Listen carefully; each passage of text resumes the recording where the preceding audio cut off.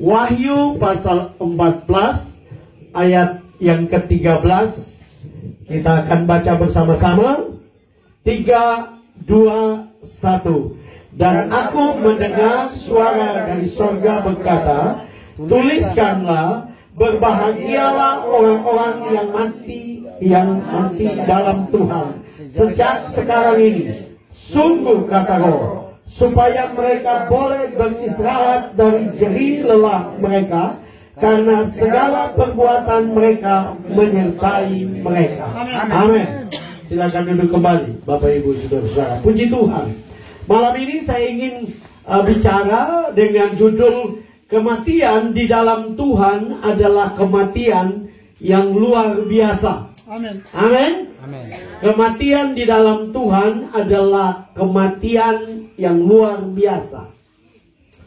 Bapak Ibu Saudara-saudara, ada satu hal yang menjadi misteri di dalam kekristenan adalah penderitaan, bencana alam, kematian, sakit penyakit. Karena kalau kita baca kitab Ayub contohnya, kita akan menemukan bahwa Ayub itu orang yang paling saleh pada waktu itu. Tapi Alkitab dengan jelas menunjukkan kepada kita bahwa Ayub harus kehilangan anak-anak yang dia cintai, kehilangan segala sesuatu yang dia miliki. Nah, oleh sebab itu Bapak Ibu Saudara, ada seorang hamba Tuhan yang dipakai Tuhan berkata, ada banyak hal yang nanti sampai di surga dulu baru kita mengerti. Kadang-kadang ada orang-orang baik, ada orang-orang yang mengasihi Tuhan, ada orang-orang yang melayani Tuhan. Tuhan telah panggil mereka lebih dulu, ya. Saya khusus buat saudara kita, ya, Bapak Benyamin Badai, ya, baru berusia 42 tahun, ya. Artinya saya sudah lebih tua, ya. Saya sudah 56 tahun, ya. Nah, saya percaya Bapak Ibu Saudara-saudara bahwa kadang-kadang sesuatu terjadi dan kita mengalami. Dan sebenarnya orang Kristen tidak boleh bilang kalau dia kehilangan orang yang dia cintai. Karena sebenarnya kata kehilangan itu tidak tepat, Bapak Ibu Saudara. Kenapa? Karena kalau kehilangan artinya kita nggak tahu di mana. Betul nggak? Kalau saudara kehilangan peda, saudara nggak tahu peda di mana. Ya. Tapi saya percaya, kalau kita orang percaya, kalau kita anak Tuhan, kita tahu. Ya, kita akan kemana? Amin. Kita tahu saudara kita ini ada di mana. Saya dengar dari Pak Gembala, dia setia untuk melayani Tuhan, sungguh-sungguh untuk melayani Tuhan. Dan ini sesuatu yang luar biasa Bapak Ibu Saudara-saudara.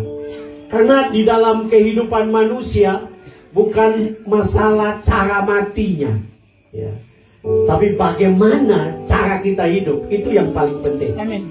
Amin. Amin. Amin. Karena waktu kita hidup benar di hadapan Tuhan, apapun terjadi dalam hidup kita, cara kita dipanggil Tuhan, itu bukan masalah.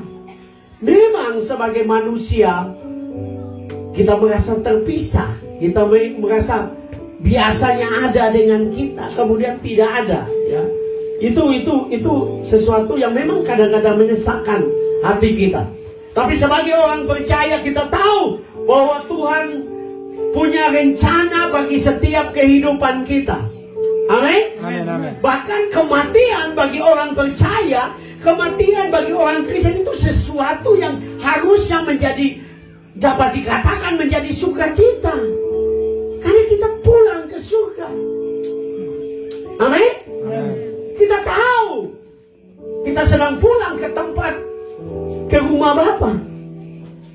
Karena memang saya tidak tahu sekarang, tapi zaman dulu orang bilang bahwa manusia itu seperti musafir.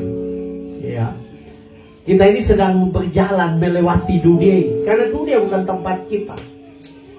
Tempat kita yang sebenarnya itu di surga, bukan dunia. Ya. Karena kita percaya bahwa kita akan kembali ke surga. Bahkan orang Jawa bilang bahwa hidup di dunia ini hanya numpang ngumbe, numpang minum saja, kitanya lewat. Karena itu Bapak Ibu Saudara yang kekasih dalam Tuhan Yesus, saat-saat seperti ini adalah momen yang paling baik untuk kita merenungkan kehidupan. Ya, saudara kita sudah dipanggil oleh Tuhan. Apakah saya dulu waktu dipanggil oleh Tuhan, saya siap enggak? Saya siap enggak? Itu penting. Itu sebabnya Pengkhotbah pasal 7 ayat yang kedua berkata, pergi ke rumah duka lebih baik dari pergi ke rumah pesta.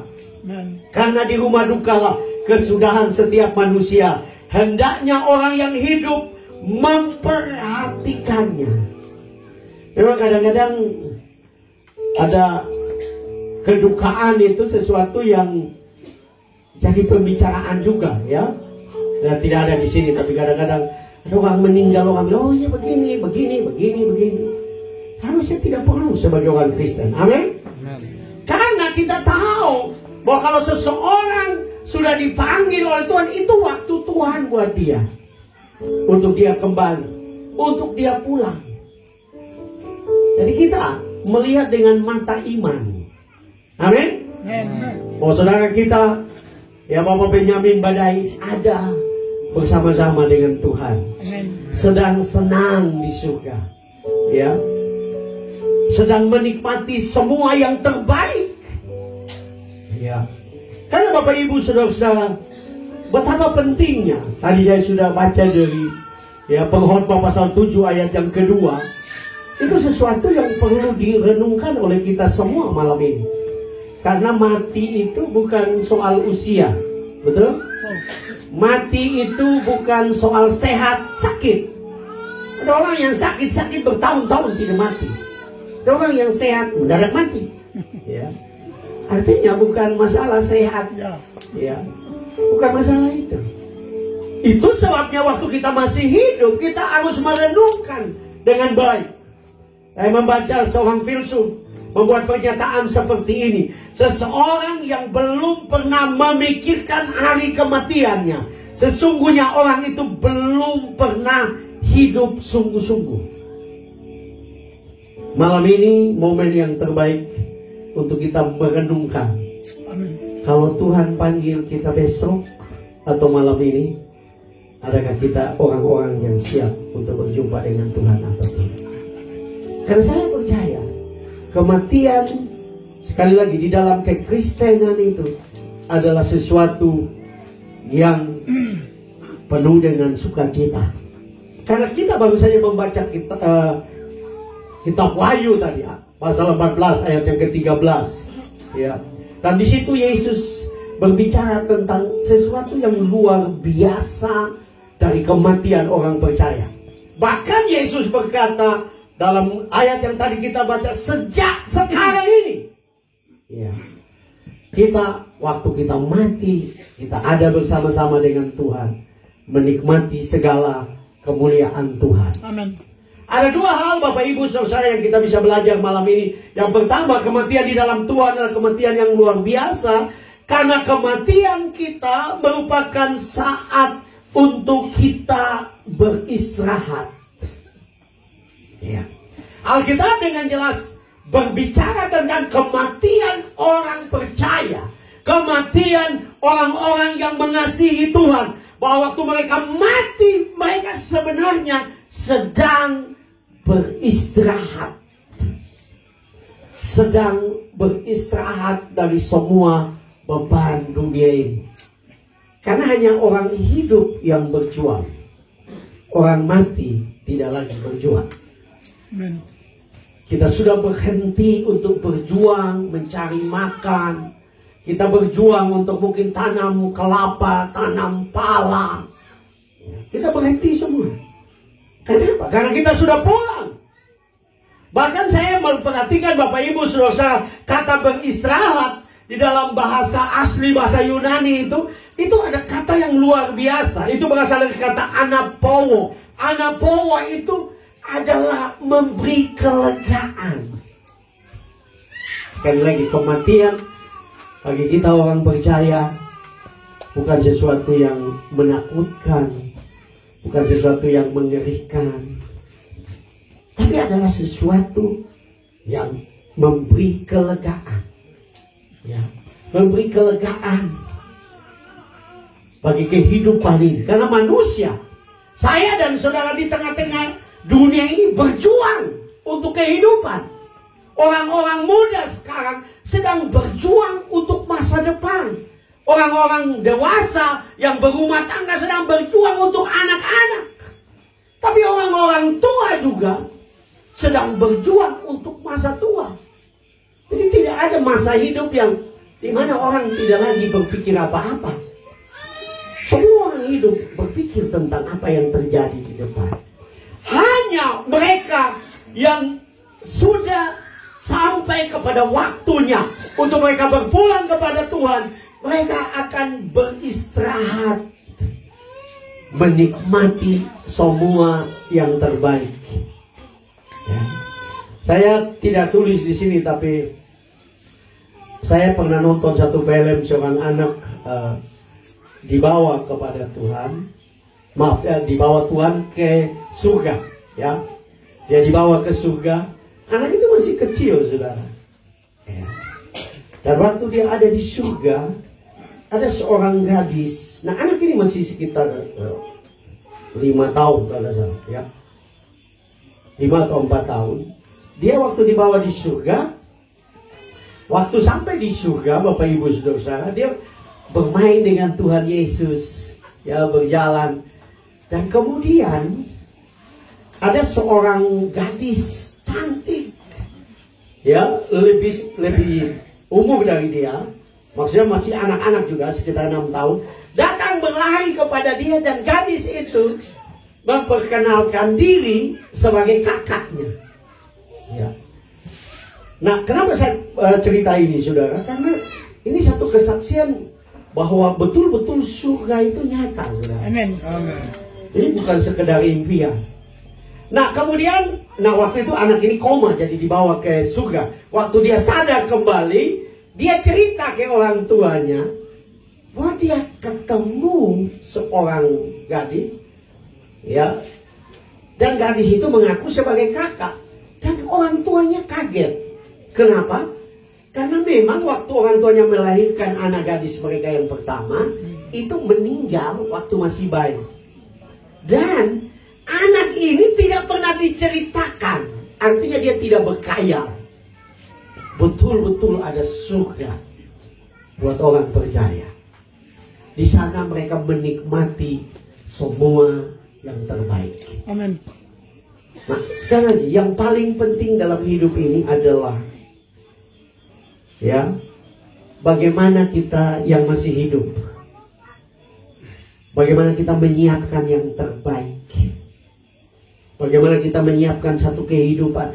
Karena manusia, saudara, penelitian di dunia, saudara, orang Jepang itu lebih punya harapan hidup lebih baik daripada semua bangsa di dunia. Orang Jepang rata-rata harapan hidup mereka itu 100 tahun. Jadi rata-rata orang Jepang itu hidup sampai 100 tahun. Tapi tahukah saudara, orang Indonesia ini, kita ini, harapan hidupnya cuma 60 tahun. Jadi kalau saudara sudah 50 lebih, 56, seperti sekarang boleh hitung dong. Ya. Karena memang itu fakta. Ya, memang ada yang bisa sampai 80, tapi itu biasanya jarang. Harapan hidup orang Indonesia itu 60-an tahun. Jadi artinya betapa pentingnya kita hidup di dalam pertobatan. Amin. Amin, amin. Kita hidup dalam takut akan Tuhan. Amin. Yang mulai 40 ke atas, tidak usah banakal dong. Amin. Ya. Amin, amin. Jangan nakal terlambat. Ya. Ada orang yang 40, 50 masih wahuger. Nakal terlambat. Oh, nakal itu waktu 17 tahun belum kawin itu, bang. Amin, amin. Nakal terlambat. Ya. Itu orang nakal. Kita harus hidup takut akan Tuhan. Amin, amin. Supaya betul-betul setelah kita mati, kita beristirahat. Ya. kita betul-betul menikmati kehidupan ini.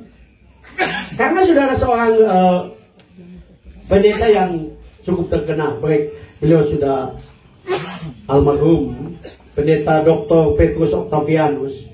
Dia membuat pernyataan yang cukup terkenal, yang perlu direnungkan oleh kita semua yang hidup. Dia mengatakan bahwa dalam sejarah manusia itu, sampai kekekalan itu, ada perbedaan orang yang sungguh-sungguh dan orang yang tidak sungguh-sungguh dalam Tuhan. Ya. Dia mengatakan bahwa orang yang tidak sungguh-sungguh dalam Tuhan, dia hidup satu kali tapi mati dua kali. Ya. Apa maksudnya? Kalau kita tidak sungguh-sungguh dalam Tuhan, kita tidak bertobat, kita terus hidup di dalam ketidakbenaran, hidup di dalam dosa. Apa yang terjadi? Saudara sebenarnya cuma hidup satu kali.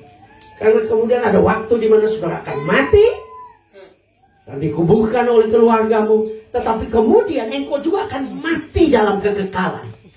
Hidup satu kali, mati dua kali. Ini kan menderita betul-betul ya. Amin, amin. Ya. Tetapi orang-orang yang sungguh-sungguh dengan Tuhan, percaya, bertobat, takut akan Tuhan, hidup dalam kebenaran, dia berkata itu mereka akan mati satu kali tetapi hidup dua kali. Kenapa? Karena dia akan hidup menjalani kehidupan yang Tuhan percayakan seperti sekarang. Ya, dia akan mati. Karena semua manusia dampak dari dosa, kita semua akan mati. Tetapi yang paling penting adalah kita akan masuk dalam satu kehidupan yang kedua, yaitu kehidupan yang kekal. Amin, amin. Amin. Amin, amin. Karena itu betapa pentingnya saya dan saudara sungguh-sungguh hidup dalam Tuhan. Amin. Sehingga waktu kita mati, kita akan mendengar suara yang paling merdu yang berkata, "Sabaslah hai hambaku yang setia, Amin. masuklah dalam pesta Tuhanmu." Amin. Kita tidak mendengar kata-kata yang mengerikan, "Enyahlah kamu pembuat kejahatan." Kalau itu yang kita dengar, saya percaya itu sangat-sangat mengerikan. Karena itu sekali lagi sebagai orang percaya, biarlah saya dan saudara hidup sungguh-sungguh dengan Tuhan. Amin. Karena kematian bagi orang percaya adalah sesuatu yang luar biasa, karena kita akan beristirahat. Kita akan berhenti dari segala sesuatu beban kehidupan ini. Kita akan menikmati semua yang terbaik. Ya. Kenapa Bapak Ibu Saudara? Karena fakta kehidupan ini, orang-orang yang tidak sungguh-sungguh dengan Tuhan, orang-orang yang tidak percaya kepada Tuhan, dalam sejarah diceritakan bahwa mereka menderita waktu mereka mau mati. Saya membaca satu kisah tentang seorang filsuf yang cukup terkenal. Ini tahun-tahun dulu ya. Di Inggris dia sangat terkenal, bernama Voltaire. Ya. Waktu dia menderita menjelang kematiannya, saudara, dia berkata kepada dokter, "Saya akan memberi Anda setengah." Dia orang kaya raya. "Saya akan memberi Anda setengah dari harta saya jika Anda dapat memperpanjang hidup saya 6 bulan lagi." Dia minta dokter tolong 6 bulan. Dan dia sangat menderita, dia sangat tersiksa. Ya. Tetapi dokter tidak bisa berbuat apa-apa. Karena hidup manusia itu ada dalam tangan Tuhan. Amin. Dan kita harus sungguh-sungguh hidup takut akan Tuhan. Nah, Voltaire tidak percaya Tuhan, saudara. Dia filsuf ateis. Dia tidak percaya kepada Tuhan. Bahkan dalam kesaksian, perawat yang jaga dia membuat pernyataan yang sangat terkenal. "Walau saya ditawarkan semua kekayaan yang ada di Eropa, saya tidak mau lagi melihat kematian seperti itu." Kematian di luar Tuhan sangat menderita. Tapi kematian di dalam Tuhan adalah kematian yang penuh dengan sukacita. Amin. Kematian yang penuh dengan kemuliaan Tuhan.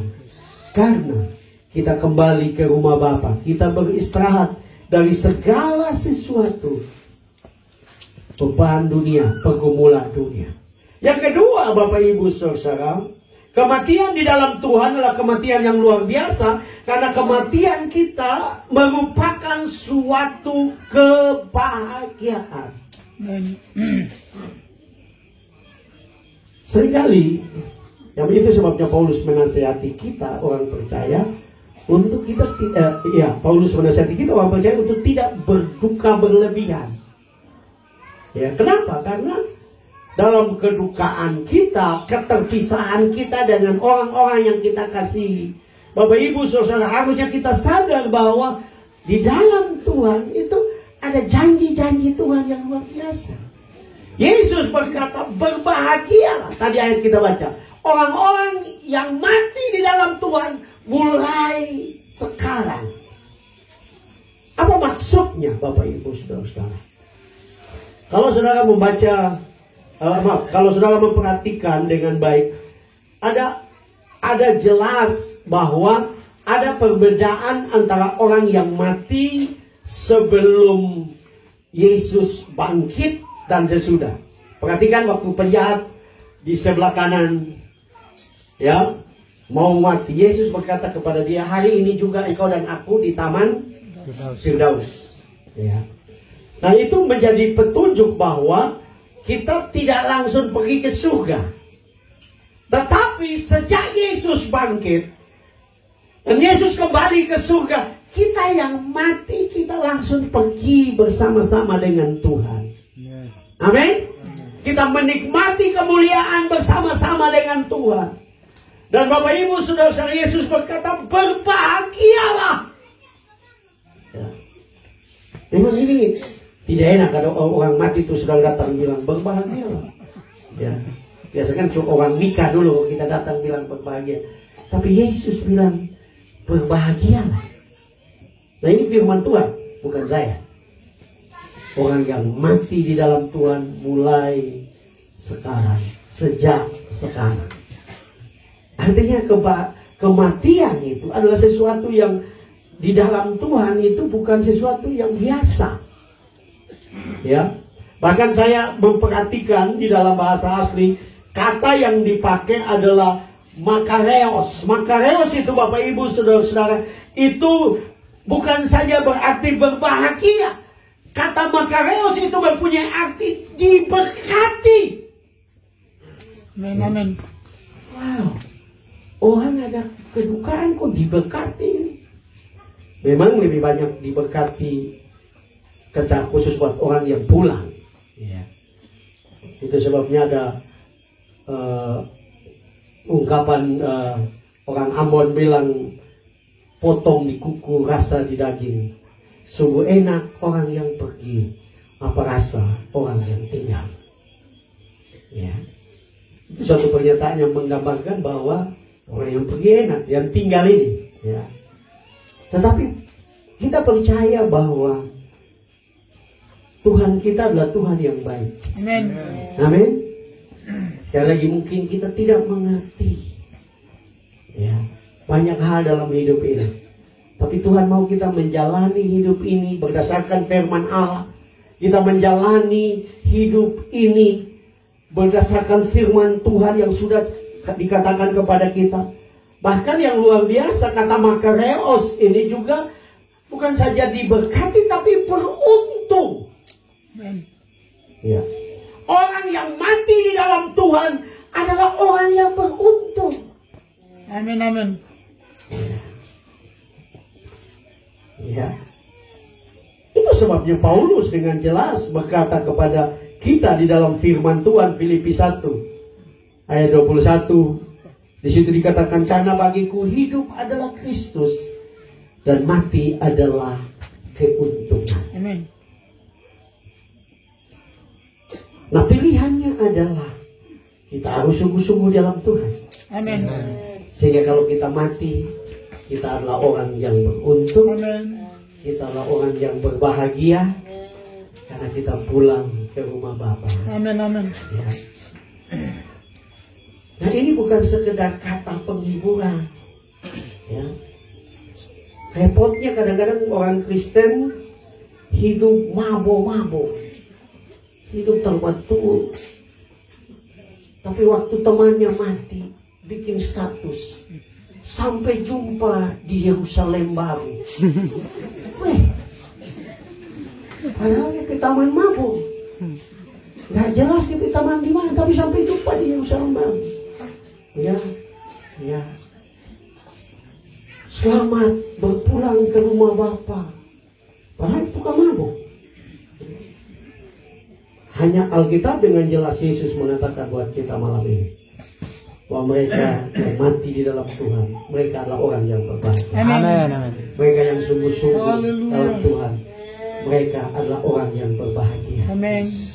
Kita tidak perlu takut apapun yang terjadi, karena kita tahu kita pulang ke rumah Bapa. Amin. Saudara kita, Bapak Benyamin Badai, ada bersama-sama dengan Tuhan. Amin.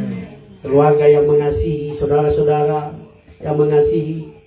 Kalau engkau mau berjumpa dengan saudaramu, hidup sungguh-sungguh. Hidup dalam pertobatan. Hidup takut akan Tuhan. Hanya itu cara untuk berjumpa. Engkau tidak bisa berjumpa dengan statusmu. Ya. Karena status tidak menentukan. Yang menentukan adalah firman Tuhan. Karena itu Bapak Ibu Saudara, mari kita hidup sungguh-sungguh dengan Tuhan. Kita hidup takut akan Tuhan. Kita hidup mengasihi Tuhan. Karena waktu kita pulang ke surga, kita akan menikmati semua yang terbaik yang disediakan oleh Tuhan. Amin. Amin. Saya akan mengakhiri dengan kisah nyata terjadi di Cina, Bapak Ibu Saudara. Pada waktu dulu orang-orang Kristen di Cina itu dianiaya, dibunuh oleh karena iman mereka. Ya.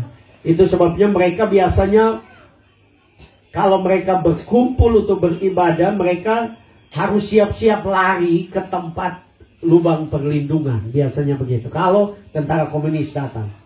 Nah, satu waktu ada seorang ibu, suaminya sudah meninggal. Dia tinggal dengan 2 anaknya. Dan waktu mereka sedang berkumpul beribadah sebagai orang Kristen, tentara komunis datang. Dia lari dengan anak. Dia lari bawa 2 anaknya. Mereka masuk lari untuk sembunyi di lubang perlindungan. Dia buka lubang perlindungan. Pas dia masuk berdiri, tentara komunis sampai di pinggir lubang. Dan tentara komunis berkata, pilih mati atau menyangkal Yesus. Itu pilihan yang sulit, saudara. Anak-anaknya mulai menangis karena mereka sudah mengerti apa yang akan terjadi. Karena mereka bukan masih kecil sekali, mereka sudah mulai mengerti. Mereka menangis. Tapi ibunya dengan iman, dengan ketenangan yang saya percaya itu datang dari Tuhan. Amin. Dia berkata, anak-anak tenang. Sebentar lagi kita pulang ke rumah Bapa. Amin. Kita berjumpa dengan ayahmu, ayah kalian yang ada di rumah Bapa. Dan tentara komunis tembak mereka sekeluarga di lubang perlindungan dan mereka mati. Apakah tidak jelas mereka? Enggak, pasti. Karena firman Tuhan berkata bahwa mereka adalah orang-orang yang beruntung. Amin. Mari, biarlah mulai malam ini kita menjadi orang Kristen yang merenungkan hidup. Hidup benar, hidup takut akan Tuhan, hidup dalam pertobatan, hidup sungguh-sungguh. Jadi kalau Tuhan panggil kita dengan cara apapun, kita tahu Bapa sudah menunggu kita. Amin. Menyambut saya dan saudara, menikmati semua yang terbaik. Karena Dia adalah Bapa yang baik. Amin. Dia Bapa yang mengasihi kita. Orang-orang Kristen adalah orang-orang yang punya pengharapan yang pasti. Kita tidak mudah-mudahan, kita tidak insya Allah, kita pasti pulang ke surga. Amin. Kalau kita sungguh-sungguh percaya kepada Dia.